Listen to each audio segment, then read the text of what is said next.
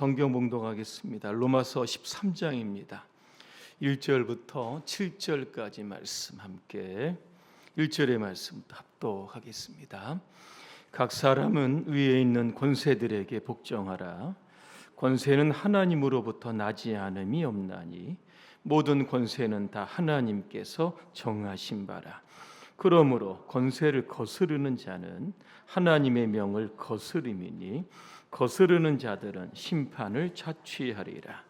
다스리는 자들은 선한 일에 대하여 두려움이 되지 않고 악한 일에 대하여 되나니 내가 권세를 두려워하지 아니하려느냐. 선을 행하라. 그리하면 그에게 칭찬을 받으리라. 그는 하나님의 사역자가 되어 내게 선을 베푸는 자니라. 그러나 내가 악을 행하거든 두려워하라. 그가 공연히 칼을 가지지 아니하였으니 곧 하나님의 사역자가 되어 악을 행하는 자에게 진노하심을 따라 보응하는 자니라.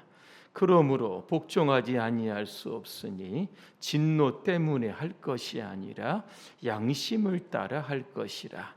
너희가 조세를 바치는 것도 이로 말미암음이라. 그들이 하나님의 일꾼이 되어 바로 이 일에 항상 힘쓰느니라. 모든 자에게 줄 것을 주되 조세를 받을 자에게 조세를 바치고 관세를 받을 자에게 관세를 바치고 두려워할 자를 두려워하며 존경할 자를 존경하라. 아멘. 그리스도인과 세상 권세라고 하는 주제로 말씀을 드리겠습니다. 할렐루야. 아멘. 여러분께 인사하겠습니다. 세상의 권세에 복종합시다. 복종 안 하시려고 하신 분도 계시죠. 바울은 이야기합니다. 각 사람은 위에 있는 권세들에게 복종하라 그랬습니다. 인간이 세운 사람들, 인간이 만든 제도, 거기에 복종해야 된다는 겁니다. 사람들은 기본적으로 복종보다는 이 반항의 자세를 가지고 있습니다. 누군가의 권세를 인정하지 않으려고 하는 경향들도 있습니다. 특히 젊은이들도 아마 그럴 겁니다. 거세게 비판하고 반항하는 것 마치 행동하는 양심이다. 그렇게 외치는 사람들도 여러분 있습니다. 요즘에는 수평적 리더십을 굉장히 강조합니다. 너나 나나 똑같다는 거죠. 그러다 보니까 가정에서부터 권위, 학교, 사회 모든 권위가 땅에 떨어지는 시대가 됩니다. 바울 당시 이스라엘 로마의 식민지입니다. 모든 권세가 로마 제국에 있습니다. 자, 유대인들은 로마 제국에 복종하는 것을 악의 세력에 복종하는 거다, 이렇게 생각하는 사람들이 있었습니다. 예수님의 12제자 중에 하나인 셀롯인 시몬, 여러분 들어보셨습니까? 하여튼 있습니다. 그죠? 셀롯이라고 하는 게 젤롯, 열심히 있다라고 하는 열심당입니다. 이들은 뭐냐? 그 로마의 식민지에 그죠? 항거 무력으로 대항하고 싸우고 투쟁하고 이런 사람들이 바로 이 시몬이었다고 하는 사람들입니다. 하지만 성경은 말씀합니다. 위에 있는 권세들에게 복종하라. 복종하라가 뭘까? 마음에 들었다 안 들었다 할 수도 있죠. 이거 전혀 관계없이 무조건 복종하라는 겁니다. 왜 복종해야 합니까? 이렇게 묻는 분도 계시는데 1절이죠. 권세는 하나님으로부터 나지 아니함이 없으니 모든 권세는 하나님이 정하셨다, 그렇게 되어 있습니다. 이 말씀에 어떤 분은 또 반감을 품는 사람이 있습니다. 이 시대에 끊임없는 전쟁을 야기시키고 푸틴 여러분 아니겠습니까? 북한의 김정은 끊임없는 핵가별로 인해서 전쟁의 이 분위기를 자꾸 고조시키는 사람들. 어떻게 하나님 이 시대에 이런 사람들을 쓰실까? 이런 생각이 드는데 우리가 이런 걸 이해하려고 하면 하나님이 세상을 경영하시는 그런 방식을 좀 이해할 필요가 있습니다. 하나님은 세상에 사람을 쓰시는데 악한 사람도 쓰시고 선한 사람도 쓰신다는 겁니다. 자, 예를 들어 보겠습니다. 초대교회 있죠. 기독교인들을 가장 아주 심하게 박해했던 사람이 누굽니까? 네로 황제입니다. 그런데 놀라운 것은 기독교에 대한 박해가 가해지면 가해질수록 여러분 어떻게 됩니까? 예루살렘 안에 있던 복음이 어디로 갑니까? 유대와 사마리아와 땅끝까지 확산이 되었다는 겁니다. 핍박이 어디로부터 왔습니까? 하나님께로부터 오는 겁니다.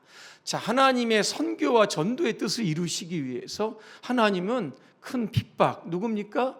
로마 황제를 사용해서 복음이 편만하게 확산될 수 있도록 그렇게 사용하시는 겁니다. 역사의 수레바퀴를 세상의 왕들이 도는 것이 아니라 하나님이 돌리십니다. 로마서 11장 36절입니다. 이는 만물이 주에게서 나오고 주로 말미암고 주에게로 돌아간다. 세상의 경영은 하나님의 뜻을 벗어나는 일이 하나도 없다. 여러분 이런 뜻입니다. 그래서 세상에는 선한 권세도 있고 악한 권세도 있습니다. 중요한 것은 우리가 이런 권세들에 복종해야 하는 겁니다. 예를 들어 보겠습니다. 예수님 빌라도에게 재판을 받으셨습니다. 누가 봐도 재판 자체가 이게 불법입니다. 죄 없는 예수님, 그죠? 수많은 사람들을 동원해서 십자가에 못 박으라. 이렇게 당시의 종교의 기독교총이 이렇게 사람들을 선동하기도 했던 겁니다.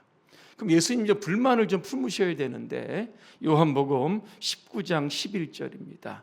하나님이 주시지 않았다면 나를 해할 권한이 너에게 없었을 것이다. 누구한테 이야기합니까?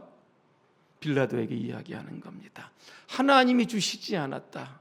뭡니까? 하나님은 빌라도에게 예수님을 십자가에 못 박을 수 있는 권세를 주셨다라고 하는 겁니다. 이 재판 자체가 불법이지만 이것도 하나님이 주셨다. 예수님이 인정하셨다는 겁니다. 다윗의 경우를 제가 한번 들어보겠습니다. 다윗이 사울에 의해서 10여 년 쫓겨다닙니다. 이유를 보니까 다윗이 사울의 왕권을 넘봤다는 겁니다. 자기를 좀 시해하고 다윗이 마치 왕이 되는 것처럼 이러한 착각에 사울이 빠지다 보니까 10여 년을 다윗을 쫓아다니면서 죽이려고 했던 겁니다. 사무엘상 24장에 보니까 다윗이 도망갑니다. 엔게디 광야로 가는데 한 번은 굴 속에 깊숙이 들어가게 됩니다. 이때요 사울이요 3,000명의 군사를 이끌고 다윗을 잡으려고 그렇게 갑니다. 그러다가 이 다윗이 숨어있는 굴 속에 들어갑니다. 몰랐죠.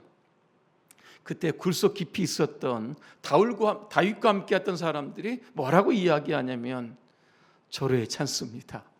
사울을 죽일 수 있는 기회를 하나님께서 주셨습니다. 죽입시다. 그죠? 여러분 다윗이 뭐라고 이야기를 합니까? 이렇게 이야기합니다. 내가 감히 손을 들어 주님께서 기름 부어 세우신 우리의 임금님을 치겠느냐 그랬습니다. 그러면서 사울을 죽이지 못하도록 함께한 사람들을 그렇게 막았던 사건이 있습니다. 또 하나입니다. 사무엘상 26절입니다. 이번에도 사울이요 3,000명의 군사를 이끌고 다윗을 잡으려고 갑니다. 어디로 가냐면 십광야에 갔다. 여기에 질을 치고요 군사들의 호의를 받으며 사울이 낮잠을 자고 여러분 있었습니다. 이때 다윗이 먼 곳에서 이렇게 보고 아비새라고 하는 조금 전쟁에 능한 용사가 이렇게 이야기합니다. 사울랑 죽입시다. 제가 가서 죽이겠다 이렇게 이야기를 합니다. 이때 다윗이요 아비새를 말리면서 이런 이야기를 합니다. 누구든지 손을 들어 여호와의 기름 부음 받은 자를 치면 죄가 없겠느냐 그러면서 자고 있는 사울왕 옆에 있는 창과 물병만 가져오게 했던 사건이 여러분 있었다라고 하는 겁니다. 그죠? 억울하게 다윗이 지금 쫓겨다닙니다. 1, 2년도 아니고 10여 년 쫓겨다녔으면 얼마나 억울하겠습니까? 죽일 수 있는 기회도 여러분 있었습니다. 하지만 다윗은 인정합니다. 이스라엘의 초대왕으로 하나님이 사울을 세우셨다. 내가 죽일 수 있는 권한은 내게 없다. 나중에 뭐라고 이야기하냐면 하나님께서 그를 심판하시는데 전쟁에 나가서 죽게 하실 것이다. 그로 인해 여러분 아시죠? 나중에 블레셋과의 전쟁에서 사울이 죽게 된다라고 하는 겁니다. 만약에 다윗이요 쿠데타를 일으켰다고 생각하고 사울 왕을 죽였다고 생각을 하면 이제 다윗이 이스라엘의 2대 왕이 되지만 이 나라 전체를 통솔하기에는 굉장히 큰 부담감이 아마 있었을 겁니다. 자, 불복종의 사례도 여러분 있습니다. 민수기 12장입니다. 이 모세가 구스 여자입니다. 에티오피아 여자를 취하다가 결혼을 여러분 하게 됩니다. 그러자 모세의 형이었던 아론과 누이 미리암이요 강하게 비방을 하기를 시작을 합니다. 뭐라고 비방을? 이렇게 비방을 합니다. 여호와께서 모세와만 말씀하셨느냐, 우리와도 말씀하지 아니하셨느냐 그랬습니다. 이 말씀의 뉘앙스가 지금 뭡니까? 지금 모세가 독차지하고 있는 그죠? 지도력에 대한 반기를 든 겁니다. 우리보다 모세보다 못할 게 뭐 있는데, 이러면서 따지고 들었던 겁니다. 여러분, 모세는 어떤 사람입니까? 그죠? 호렙산에서 하나님 직접 부르셨던 사람이고, 출애굽의 사명도 주셨고, 광야 40년 길을 가는 지도력을 하나님께서 주신 사람입니다. 오늘 성경에도 있지만 아론과 미리암 모세를 비방하는 것, 결국은 하나님을 비방하는 꼴이 되어서, 미리암이 여러분 아시죠? 나병 환자가 여러분 됩니다. 그래서 짐 밖에 떨어졌다가 모세와 아론이 또 기도합니다. 하나님 제발 고쳐주십시오. 그래서 7일 만에 그죠? 회복이 되어서 다시 진으로 돌아왔던 사건이 여러분 있었던 겁니다. 민수기 10장에도 마찬가지. 이번에는요 고라, 다단, 온 그 250명의 지도자들이 한꺼번에 모세에게 역시 반기를 들게 되었다는 겁니다.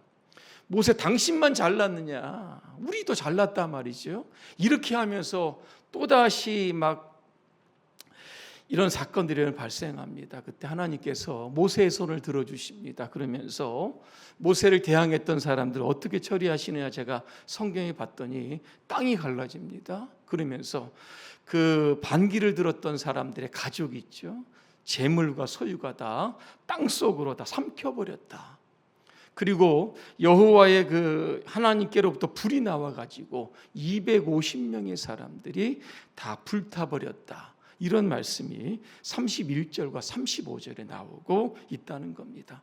권세는 하나님이 주시는 겁니다. 악한 권세도 주시고 선한 권세도 주시는 겁니다. 우리는 그 권세에 복종하면 되는 겁니다. 그러면 위에 있는 권세들에게 복종한다는 구체적으로 뭐냐? 오늘 6절에 보니까 조세라고 하는 단어가 나옵니다. 조세가 뭡니까? 국세와 지방세죠. 여러분, 국세도 내시고 아마 지방세도 여러분 내실 겁니다. 다시 말하면 국가의 의무죠. 세금 내는 거 당연한 거죠. 이거 탈세하지 말아라, 그런 뜻이 여러분 담겨져 있다라고 하는 겁니다. 만일 성도가 탈세해서 교도소 가면 여러분 사람들에게 얼마나 덕이 되지 못하겠느냐, 이거 얘기하고 있는 겁니다. 자, 오늘 말씀 우리가 들으면서 한 가지 우리 유의할 점이 있습니다. 위에 있는 권세들에게 복종하라고 그랬는데 무조건 다 복종해야 되느냐? 다는 아니라는 겁니다. 여러분, 초대교회죠, 교인들이요. 로마 황제에게 여러분 절하라 그랬습니다. 못하겠다 그랬습니다. 그죠? 모든 건 다 복종하는데 하나님 외에 우상에게는 내가 절하지 않겠다. 이로 인하여 옥에 간 사람도 있고 순교한 사람도 있습니다. 사도행전이죠. 베드로와 요한이 전도하다가 잡힙니다. 앞으로 전도하지 말고 예수의 이름으로 말하지도 말고 가르치지도 말라. 베드로 요한이 어떻게 했습니까? 예, 그렇게 하지요 하고 공회를 떠나지 않았습니다. 뭐라고 이야기합니까? 하나님 앞에서 너희 말 듣는 것이, 하나님 말씀을 듣는 것보다 옳은가 판단하라. 우리는 보고 들은 거 전하지 아니할 수 없다. 그죠? 여러분, 거부했던 것 우리 여러분 기억할 겁니다. 일제 시대도 그랬죠.